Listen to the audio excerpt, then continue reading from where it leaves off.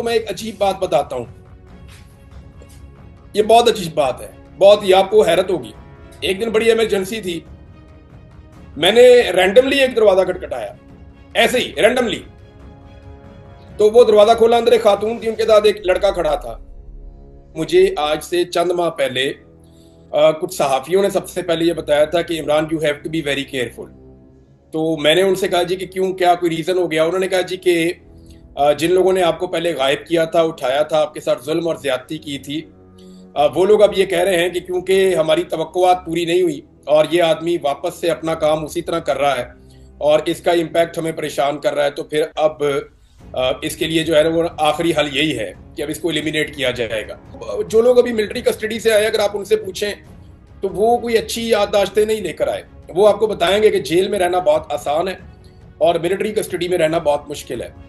अब जब मैं काम शुरू किया तो मुझे दोबारा धमकियां आना शुरू हो गई। पहले मुझे लालच देने की कोशिश की कि इमरान रियाज को खरीद लेते हैं। मुख्तलिफ सोर्सेज से लोग भी मेरे पास आए, ऑफर्स लेकर आए, तो मैंने उन्हें इनकार किया। मैंने कहा जी मैं अपना काम करना चाहता हूँ।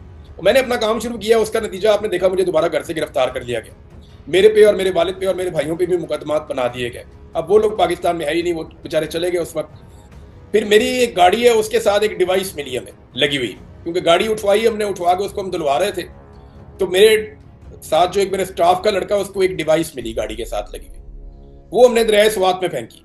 तो इस मुल्क के अंदर जहां पे हम टैक्स देते हैं, वहां पे जिनको टैक्स देते हैं वो हमें क्या मारने की कोशिश कर सकते हैं? ये एक बड़ा सवाल है जिसका जवाब मुझे अभी तक नहीं मिल रहा। रहमान अस्सलाम वालेकुम। मैं आजम दर्द, आप मेरा यूट्यूब चैनल देख रहे हैं आजम दर्द ऑफिशियल। अब जो बंदा पाकिस्तान में हक की आवाज़ बुलंद करेगा, जो सच की आवाज़ बुलंद करेगा, पाकिस्तान में उसका रहना मुश्किल है जनाब। ये मैं नहीं कह रहा जनाब, आप इमरान रियाज को सुनेंगे, आपके रोंगटे खड़े हो जाएंगे कि इमरान रियाज के ऊपर कितने जुल्म किए गए, कितने जुल्म के पहाड़ तोड़े गए, जुल्म की दास्तान रकम की गई। ये भी मुअर्रिख लिख रहा है, देख रहा है कि इमरान रियाज हक की आवाज़, सच की आवाज़, और उसके लिए जमीन पाकिस्तान की इस कदर तंग कर दी गई जनाब कि हैरान परेशान, सुनने वाला भी हैरान और देखने वाला भी परेशान कि पाकिस्तान को ये हो क्या गया है, पाकिस्तान के इदारों को क्या हो गया है। क्या हम मुसलमान हैं या बराए नाम के मुसलमान हैं जनाब? आप अंदाज़ा लगाएं कि पाकिस्तान में जिस वक्त इमरान रियाज को अगवा किया गया, उसको उठाया गया, उसके लवाहिकीन, उसके घर के अफराद दरवाज़ा खटखटाते रहे अदालतों का, दर दर जाके जनाब वकील, उसके भाई, उसकी फैमिली, सारी जो उसके रिश्तेदार रिलेटिव्स हैं जनाब, दरवाज़ा खटखटाते रहे कि इमरान रियाज को बाजियाब कराया जाए। अदालतों के पास गए जनाब, आपके चीफ जस्टिस के पास, आपकी सुप्रीम कोर्ट के पास, आपकी बड़ी बड़ी अदालतों के उन लोगों ने दरवाजे खटखटाए। तो जब जो अदालतें थी जनाब, वो शर्मिंदा और जनाब जो अपना एक बूथा होता है वो इस तरह करते कि हम शर्मिंदा हैं, यानी कि बेहयाई की इंतहा, बेहयाई की ढिठाई की, मैंने कहा पनाह खुदा की। क्या कानून भी सोच के शर्माता होगा कि ये हैं मेरे रखवाले, जिस तरीके से मेरी ये पासदारी कर रहे हैं। जनाब मैं पूछता हूँ, क्या ऐसी होती है रियासत? क्या इस तरह पाकिस्तान के अंदर कानून होता है जनाब कि कानून का दरवाज़ा खटखटाने वाले जब कहें कि हमें इंसाफ चाहिए तो वो आगे से जज साहिबान अपना बूथा जो है वो नीचे कर दें कि जनाब हमारी आएँ बाएँ शाएँ नहीं सुनी जाती, तो फिर ये अदालतें ना लगाएं जनाब। मैं अब जुमला एक ज़्यादा क्योंकि चुभता है मुझे, ये फिर अदालतें ना हुई जनाब, ये तो कोई चकला हो गया, पनाह खुदा की। मैं लफ्ज़ यूज़ नहीं करना चाहता, लेकिन आप इमरान रियाज की वीडियो सुनेंगे जनाब, आपको पता लग जाएगा। ये वीडियो मुलाहिजा करें। फिर मुझे बाकायदा कुछ इंटेलिजेंस के लोग मिले, उन्होंने मुझे मुबारकबाद दी। यानी उन्होंने कहा जी हम अचानक यहाँ अच्छा, पे आ गए, तो अचानक तो कोई कहीं पे भी नहीं आता। तो मेरे से उनकी जब मुलाकात हुई तो उन्होंने कहा जी कि आपको मुबारक हो, आप अब हज पे चले जाएंगे, तो आपका अदालत में केस लगा हुआ है। मैंने कहा जी मैं अदालत से इजाजत लूंगा, मुझे आप लोगों की नीयत के ऊपर आइडिया नहीं है कि आप मुझे जाने देंगे या नहीं, लेकिन मैं अदालत से इजाजत लेकर हज पे जाऊंगा। लेकिन वो जो मेरे साथ हुआ वो भी आप लोगों ने देखा। अच्छा, इसके बाद ना मुझे मेरे कुछ सोर्सेज ने बताया कि आपको ज्यादा केयरफुल रहना, आपके ऊपर अटैक हो सकता है। तो मैंने उसको ना फॉर ग्रांटेड लिया उस वक्त। फिर मेरी एक गाड़ी है, उसके साथ एक डिवाइस मिली हमें लगी हुई, क्योंकि गाड़ी उठवाई हमने, उठवा के उसको हम धुलवा रहे थे।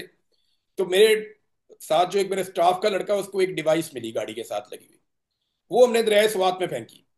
वो जो डिवाइस थी, स्वात के दरिया में हमने फेंक दिया उसको। और हम ज्यादा केयरफुल हो गए, मैंने अपनी लोकेशन भी तब्दील कर दी। उस वक्त मुझे एक दिन फोन आया, उन्होंने कहा इमरान साहब आप जहां पे भी ना, यहाँ से आप फौरन निकल जाए। मैं ये बात सुन के उस बंदे की थोड़ा सा यानी मैंने उसे कहा, मैंने कहा आप मुझे बताओ मैं कहाँ हूँ। अब जर्नलिस्ट है ना, हमें आदत है सवालात करने की। मैंने कहा तुम बताओ मैं किधर हूँ। उन्होंने कहा जी इमरान साहब आप जिधर भी है ना, यहाँ पे अभी थोड़ी देर के बाद रेड होगा, आप यहाँ से निकल जाएं। मैंने कहा जब तुम्हें पता ही नहीं है मैं कहाँ हूँ, तो तुम्हें ये कैसे पता कि यहाँ पे रेड होगा। कहते सर मैं आपको जो बता रहा हूँ आप यहाँ से निकल जाओ। वो मेहरबान आदमी था, और उसने अपना पूरा तारुफ भी नहीं करवाया, लेकिन उसने मेरे से 3 या 4 मरतबा रब्ता किया आज तक, और हर मरतबा एक अलग नंबर से ही रब्ता किया उसने। तो उसने कहा जी आप जहाँ हैं ना भाई, आप यहाँ से निकल जाएं फौरन। अच्छा, मेरा एक दोस्त मेरे पास से उठकर गया था, मैंने उसी को फोन किया, मैंने कहा आजा भाई। तो वो रास्ते से वापस आ गया। मैंने अपनी गाड़ियां भी वहां छोड़ी, सब लोगों को वहां छोड़ा, और मैं उठ के वहां से उसके साथ गाड़ी में बैठ के खामोशी से, ऐसे ही बिल्कुल गैर महसूस तरीके से, वो गैराज से मैं बैठ के निकला और मैं चला गया उसके साथ। 7 मिनट के अंदर वहां पे रेड हुआ, विद इन 7 मिनट्स। यानी मुझे बाद में मेरे लोगों ने बताया कि 7 मिनट के अंदर यहाँ घेरा पड़ गया था हर तरफ से।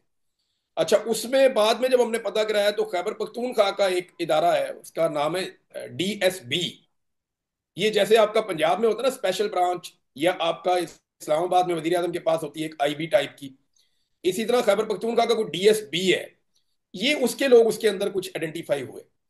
तो वहां हमें परेशानी शुरू हो गई कि खैबर पख्तूनख्वा की इंतजामिया जो है, वो आपको पता है कि वो वजीर आला के कितने इख्तियारात हैं। वहाँ इख्तियारात वजीर आला उतने इंजॉय नहीं कर रहे जितने होने चाहिए एक वजीर आला के, और ज्यादातर इख्तियारात जो है एस्टेब्लिशमेंट के पास है।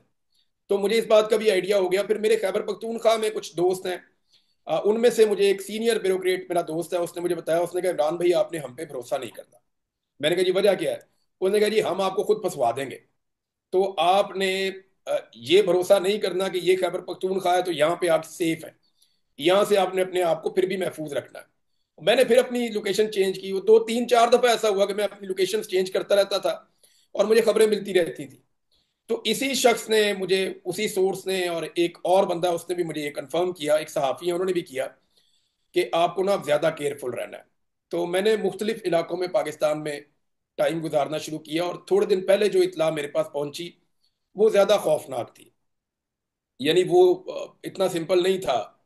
यानी मुझे जिस हालत में, जिस जगह में मौजूद था, उस जगह से दूसरे पॉइंट तक जब मैं गया हूँ, तो मैं जिस तरह गया हूँ वो आप ये समझ लें कि यानी इस हालत में निकला हूं कि मैं कोई चीज भी अपनी नहीं उठा सका, अपना सामान भी मैं नहीं ले सका। मुझे खतरा था कि अगर इस पॉइंट तक कोई पहुंच गया तो वो दूसरे पॉइंट पे भी आ जाएगा, और मुमकिन है मेरे सर पे कोई पहुंच जाए।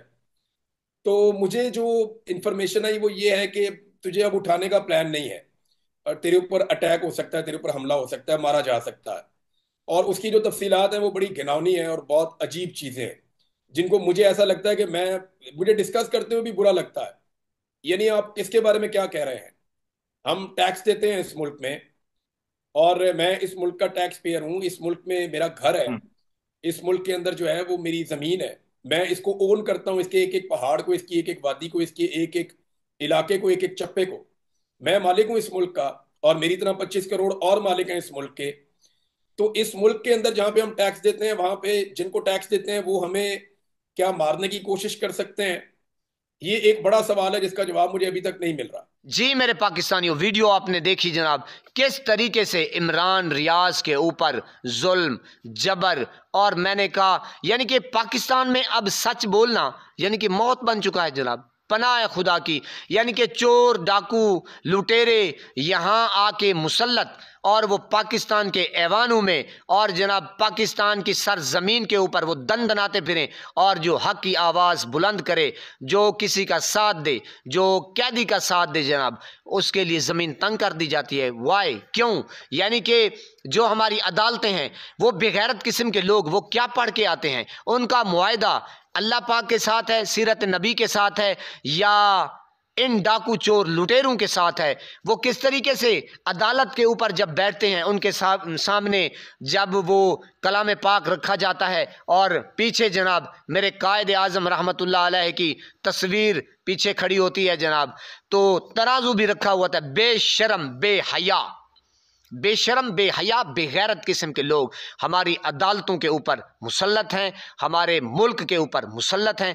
आपने वीडियो मुलाहिजा की कि किस तरीके से इमरान रियाज के साथ ज्यादती हुई, इमरान रियाज की ज़िंदगी अजीरन कर दी और इमरान रियाज के लिए पाकिस्तान की सरजमीन तंग कर दी गई। पनाह खुदा की इस तरीके से जनाब कायद आज़म रहमतुल्लाह अलैह के साथ हुआ और फातिमा जरह उनके साथ हुआ और जुल्फ़कार अली भुट्टो के साथ हुआ जनाब। और जनाब मैं हैरान परेशान कि बीबी मोहतरमा बेनज़ीर भुट्टो शहीद, लियाकत अली ख़ान, अरशद शरीफ शहीद, पता नहीं हज़ारों ऐसे हमारे और बेहतरीन किस्म के लीडर हैं जनाब कि पनाह खुदा की फिर हम क्या सोचें कि पाकिस्तान के ऊपर कब्ज़ा ग्रुप का है या एक आम आदमी का जिसको इंसाफ चाहिए। तो फिर जो गरीब है उसको इंसाफ कहाँ मिलेगा जनाब। अदालतों के ऊपर कौन लोग मुसल्लत हैं जो हुक्म देते वक्त अपने बापों को देखते हैं, ना कि ये नीचे तहरीर पड़ी हुई होती है उसको देखें या मुकदमा देखें, वो उस तरफ नहीं देखते जनाब, वो ऐवानों तक देखते हैं कि हमारे बाप ना नाराज़ हो जाएं। मेरे पाकिस्तानियों, गौर करने की ज़रूरत है। आप अंदाज़ा लगाएं कि इस वक्त मुल्क में क्या हालात चल रहे हैं और देखें कि इमरान खान के ऊपर अटैक होता है, गोली चलती है और वो पर्चा कटवाता है, पर्चा नहीं होता। वाह, यानी कि मुल्क का प्राइम मिनिस्टर, आप अंदाज़ा लगाएं, आपकी और मेरी क्या औकात। हम तो जनाब गाजर मूली की तरह हैं जनाब, हमें जिस वक्त चाहेंगे वो काट डालेंगे। यानी कि ये आप देख लें कि पाकिस्तान, वाह जनाब, ला इलाहा इल्लल्लाह, यानी कि ये शगुफे किस्म के लोग होते हैं जनाब, ये भोंडे किस्म के फिर आके ना जनाब ट्वीट करते हैं और कहते हैं जनाब कि हम पाकिस्तान रियासत को पता नहीं क्या से क्या बना देंगे। मेरे पाकिस्तानियों, गौर करने की ज़रूरत है। मुर्शिद इमरान खान क्यों बार बार कहता है कि पाकिस्तान में कानून नहीं है, इंसाफ नहीं है। यानी कि गरीब के लिए एक और कानून, अमीर के लिए सिर्फ पैसा दिखाओ, माल दिखाओ तो साडा मूड बनाओ जनाब, फैसला तुहाडे हुक्म के मुताबिक ही होएगा। अंदाज़ा लगाएं जनाब, 9 फरवरी का ये ढोंग रचाने वाले लोग, आप देखें कि जिस बंदे ने प्रेस कॉन्फ्रेंस कर दी, जिस बंदे का सॉफ्टवेयर अपडेट हुआ, तो जनाब उसके अलल्ले तलल्ले वो जनाब सेनेटर भी हो गया, वो उनका कारिंदा भी बन गया जनाब। तो जो डट गया इमरान खान के साथ, हक के साथ, इमरान खान के साथ भी नहीं जनाब, हक के साथ जिस बंदे ने इजहार किया, तो वो देखें वो बढ़ गया जनाब। तो पनाह खुदा की आप मेरे पाकिस्तानियों गौर करें, क्यों बार बार कहता है मेरा मुर्शिद इमरान खान कि मेरे पाकिस्तान में कानून नहीं है, लाकानूनियत है। जो डाकू चोर लुटेरे हैं वही मेरे मुल्क के ऊपर, वही मेरे मुल्क के रखवाले हैं। वो क्या खाक मेरे मुल्क की रखवाली करेंगे, वो सिर्फ और सिर्फ अपना पेट फुल करेंगे, अपने लोगों को इक़्तिदार के ऐवानों तक ले आएंगे, बाकी गरीब जाए भाड़ में। पनाह खुदा की अल्लाह पाक आपको सलामत रखे, हंसता बसता फूलों की तरह महकता हुआ रखे, नमाज 5 वक्त अदा किया करे, वालिदैन की खिदमत करते रहा करे, हमसायों का रखे ख़ास ख्याल, हमेशा हक और सच की आवाज़ को बुलंद करते रहा करें। अल्लाह निगहबान।